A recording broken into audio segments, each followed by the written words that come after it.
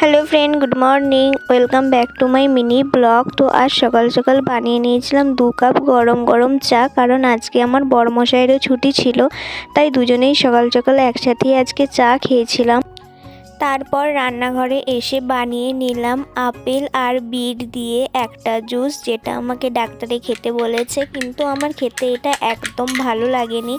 তারপর আজকে রান্নাঘরে দুপুরের জন্য চলে এলাম রান্না করতে। এদিকে কাটতে বসেছি মেথি শাক।